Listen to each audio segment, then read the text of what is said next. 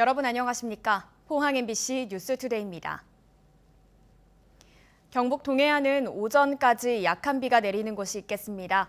낮 기온은 25도 아래에 머물며 선선하겠습니다. 조주경 기상캐스터입니다. 절기 처서가 지나고 이제 기온이 확연히 낮아지겠습니다. 경주의 한낮 기온은 23도 선에 머물면서 어제보다 7도가량이나 떨어지겠습니다. 오늘 오전까지는 경북 동해안 곳곳으로 비가 내리는 곳이 있겠습니다. 예상되는 비의 양은 5mm 안팎입니다. 여기에 오후까지는 바람까지 강하겠습니다. 초속 15m 안팎의 강풍이 불어드는 곳이 있으니까요. 시설물 관리와 안전사고에 유의해 주시기 바랍니다. 이어서 자세한 오늘 날씨 보겠습니다. 오늘은 종일 흐리겠습니다. 아침 기온은 20도에서 22도 분포로 어제보다 1도에서 5도가량 낮게 출발하고 있고요. 한낮 기온은 경주 23도, 포항과 영덕 24도, 울진 25도 선에 머물면서 낮 기온도 어제보다 2도에서 6도가량 낮겠습니다. 울릉도와 독도의 아침 기온은 울릉도 21도, 독도 23도로 시작하고 있고요. 한낮에는 25도 선에 머물겠습니다. 오늘 동해 남부 해상에서는 돌풍과 함께 천둥 번개가 치는 곳이 있겠습니다. 해상 안전사고에 주의해 주시기 바랍니다. 바다의 물결은 전해상에서 최고 2m까지 일겠습니다. 이번 주 내내 큰 더위는 없겠고요. 아침 저녁으로도 점점 더 선선해지겠습니다. 날씨였습니다. 윤석열 대통령이 얼마 전에 국민의 숨소리 하나 놓치지 않겠다고 약속했지만 대통령이 강조한 국민은 수도권에만 있는 모양입니다. 정부가 반도체에 이어 디지털 분야의 수도권 대학 정원 규제를 또 풀기로 했는데요. 수도권 독식 체제를 강화하고 지방 소멸을 가속한다는 비판이 쏟아집니다. 박재영 기자가 보도합니다. 정부가 오는 2026년까지 5년간 100만 명의 디지털 인재를 키우겠다고 발표했습니다. 인공지능과 소프트웨어, 빅데이터 같은 첨단 산업 분야입니다. 교원과 장비만 확보되면 대학의 정원 규제도 풀겠다고 했습니다. 디지털 산업뿐만 아니라 각자의 전공 영역에서 국민 누구나 디지털 시대의 주인공으로 성장해 가도록 지원하겠습니다. 하지만 경쟁력을 갖춘 지방대는 소수에 불과해 규제 완화의 혜택은 결국 수도권 대학에 집중될 것이 불을 보듯 뻔합니다. 정부가 반도체에 이어 디지털 분야에서도 수도권 대학 증원을 허용하자 전국의 시민사회단체, 교수노조 등이 즉각 반발하고 나섰습니다. 수도권 독식 체제와 지방 소멸 가속화로 인해 결국 수도권과 비수도권이 공면할 거라고 경고했습니다. 윤석열 대통령과 정부가 약속한 대한민국 어디서나 살기 좋은 지방시대는 철저히 실종돼 이제 절망의 지방시대가 되고 있다는 호소도 이어졌습니다. 어째서 윤석열 대통령은 국민의 숨소리 하나 놓치지 않겠다고 공언하면서 어찌 비수도권 국민의 생존권을 지키기 위한 절규와 한숨 소리에는 귀를 닫는 것인가? 이들은 수도권 규제 완화와 첨단 산업 수도권 독식 지원 정책 즉각 백지화를 요구하며 국가 균형 발전을 최우선 국정 과제로 추진해야 한다고 강조했습니다. 2단계 공공기관 지방 이전 임기 초 추진, 부총리급의 강력한 총괄 집행기구 설치 등 통합적 균형발전 종합대책 마련도 거듭 촉구했습니다. 수도권 초집중을 강력히 억제 해소할 수 있도록 수도권 정책을 지속 가능한 계획적 관리 체제로 신속히 전환하라. 윤석열 정부가 비수도권 국민의 절규와 호소의 귀를 열고 지역균형 발전을 위한 실효성 있는 대책을 서둘러 내놓지 않을 경우 비수도권의 반발은 더 거세질 수밖에 없습니다. MBC 뉴스 박재영입니다. 울산시가 새 시장 취임 이후 부산, 울산, 경남 메가시티 추진보다 포항, 경주시와 밀착을 강화하려는 움직임을 보이고 있습니다. 울산시는 포항, 경주시와 결성한 행정협의체 해오름 동맹을 격상해 가칭 해오름 연합시를 설치하는 방안을 추진 중이며 오는 25일에는 포항, 경주시와 실무협의회를 개최할 예정입니다. 울산의 이런 행보에는 거대 광역단체인 부산, 경남과 결합하면 실익이 적고 기초단체인 포항, 경주와 결합하면 주도권을 쥘 수 있을 것이라는 계산이 깔려 있다는 분석이 있어 포항과 경주는 득실을 따져 울산과의 협력을 진행해야 한다는 지적입니다.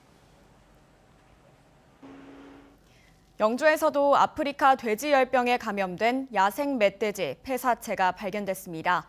올 들어 강원에서부터 소백 산맥을 따라 상주, 문경 등으로 확산되는 양상인데요. 인접한 안동과 예천, 강원 영월군, 충북 단양군 등 5곳에는 위험주의보가 발령됐습니다. 김서연 기자입니다. 지난 18일 영주시 부성면 북지리 소백산 국립공원 부근에서 아프리카 돼지열병 ASF에 감염된 죽은 야생 멧돼지 2마리가 발견됐습니다. 영주에서 ASF에 감염된 야생 멧돼지 폐사체가 나온 건 이번이 처음입니다. 지난달 7일과 28일 양성 폐사체 2마리가 나온 충북 단양군 영춘면에서 불과 14km 떨어진 지점에서 발견된 건데 소백산을 가로질러 오염 지역이 보다 확대된 셈입니다. 정밀 검사 결과 인근 양동 농장 3곳의 4천여 마리 모두 음성 반응이 나왔지만 추가 확산 가능성을 배제할 수 없어 방역 당국에 비상이 걸렸습니다. 발생 지점 10km 이내 양돈 농가 3호에 대하여 정밀 검사 후 최종 결과 음성이 나왔습니다. 멧돼지 기피제 배부, 소독약품 배부, 입산 금지 등 방역 활동에 최선을 다할 계획입니다. 경북은 지난 2월 상주 하남면을 시작으로 울진과 문경, 이번 영주까지 병에 걸린 야생 멧돼지 폐사체는 54마리가 나왔습니다. 현재까지 경북에 양돈 농장 감염은 없지만 농장 주인들은 불안한 마음입니다.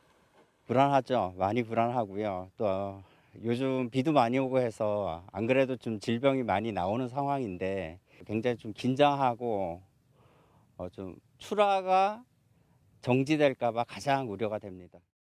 영주에 인접해 있는 봉화와 안동, 예천, 강원 영월군과 충북 단양군 등 5개 시군에 ASF 위험주의보가 발령됐습니다.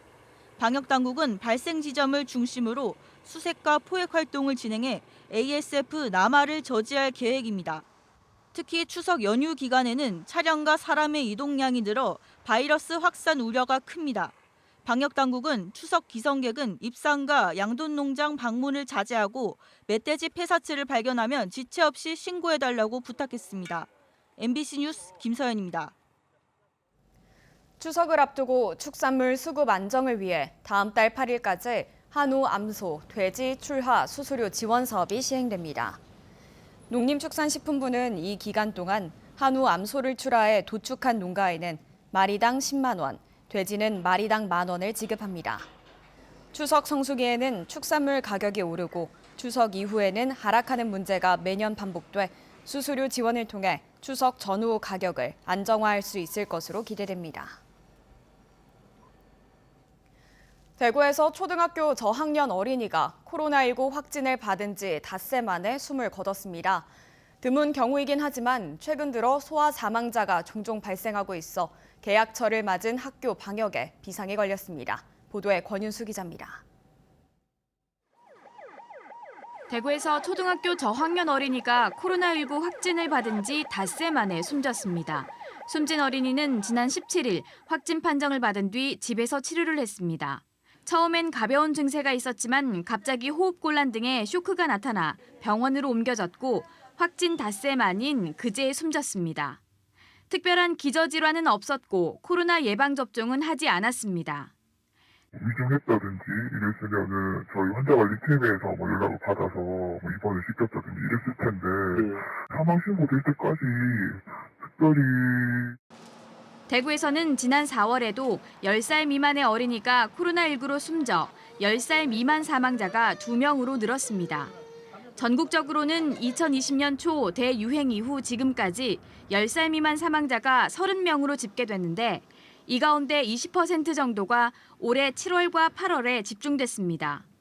최근 들어 유행의 규모가 커진 데다 어린이는 예방접종률이 낮기 때문으로 분석됩니다. 전체 사망자 26,100여 명 가운데 10살 미만은 30명으로 아주 드문 경우입니다. 어린이 환자는 스스로 증상을 호소하기 어려워 확진된 경우 보호자가 잘 살펴야 하며 무엇보다 감염되지 않도록 주변에서 신경 쓰는 게 가장 중요합니다. 어린이 중에서도 소아당뇨나 천식이나 이런 만성 질환을 갖고 있는 어린이도 있으니까 그런 분들이 특별히 조심하고 가족들이 또 방역에 주의하고 가족들이 예방접종을 맞고. 소아 청소년 감염이 늘고 사망자까지 나오면서 개학철을 맞은 학교마다 방역에 비상이 걸렸습니다.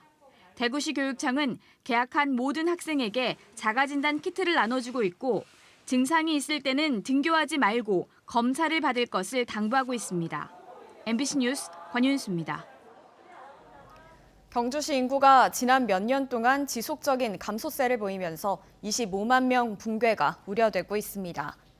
지난달 현재 경주시 인구는 25만 743명으로 지난해 같은 기간에 비해 1,695명이 줄었고 만 65살 이상의 인구도 6만 876명으로 전체 인구의 24%를 넘어 초고령 사회에 진입했습니다. 경주시는 올해 인구정책 기본계획을 세우고 인구 증가 대책에 나섰지만 현재 추세로는 내년에 인구 25만 명 붕괴는 불가피할 것으로 보입니다. 올해 2분기 물가가 24년 만에 가장 큰 폭으로 상승한 가운데 경북은 전국에서 두 번째로 많이 오른 것으로 나타났습니다.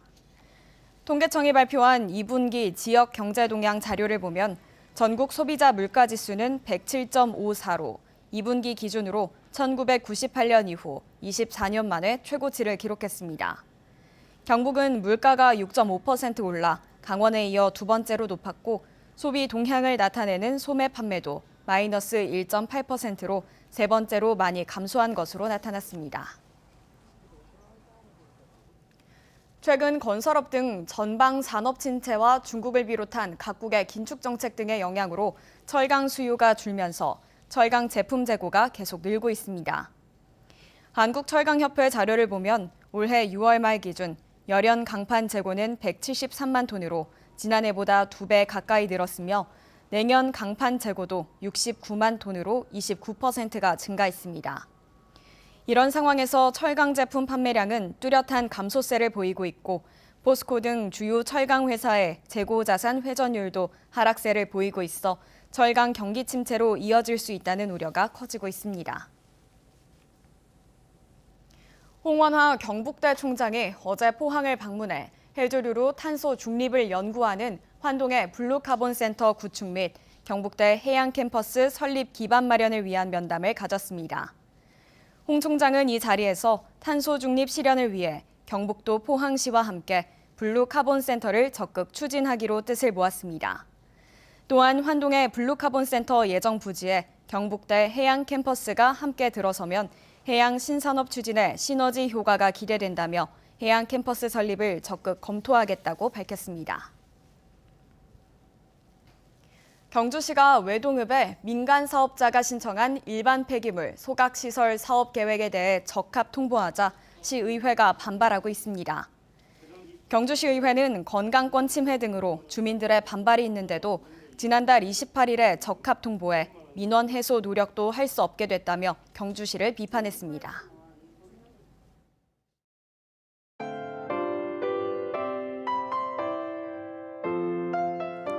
절기 처서가 지나고 이제 기온이 확연히 낮아지겠습니다.